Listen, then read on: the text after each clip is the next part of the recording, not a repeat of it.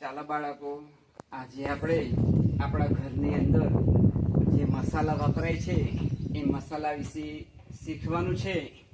તો 9મો પાઠ છે ત્રીજા ધોરણની અંદર ગુજરાતીમાં, રંગબેરંગી મસાલિયું. તો આ જે મસાલિયું છે એની અંદર બધા મસાલા છે. તો આપણે એ વિશે ઓળખ કરીએ અને એ શામાં વપરાય છે તે પણ જોઈએ. ચાલો, આ સૌ પ્રથમ છે આ બેબીને. લે બેટા, આ ચાખી જો તું. આ તને કેવું લાગે તું કહેજે. હા ને? હા, ખાઈ જવો. કેવું લાગે છે? ખાઈ જવો. કેવું લાગે છે? તુરું લાગે છે. સરસ. ચાલો લે બેટા, તમે ચાખી જવો. કેવું લાગે છે? ગળ્યું લાગે છે. ચલો ચાખી જવો. કેવું લાગે છે બેટા? ખાટું. સરસ. ચલો આ બાજુ લાવો.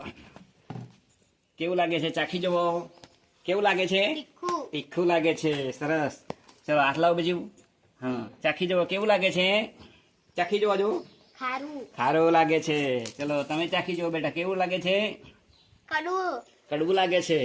તો ચાલો બાળકો, આ જે છે ને, આ 6 રસો છે ને એ મુખ્ય રસો છે. તુરું, ગળ્યું, ખાટું, તીખું, ખારું અને કડવું. આ જે 6 રસો છે એ 6 રસો આપણા જીવનની અંદર ખૂબ ઉપયોગી છે. આપણા આહારની અંદર જો આ 6 રસો લેવામાં આવે તો આપણને જે રોગ થાય એ રોગ થતા નથી. પરંતુ જો એક જ આની અંદરથી ગળ્યું વધી જાય તો શું થાય? ડાયાબિટીસ થાય. એવી રીતે જો પ્રમાણસર લેવામાં આવે આ 6 રસો તો આપણા જીવનની અંદર ખૂબ ઉપયોગી છે.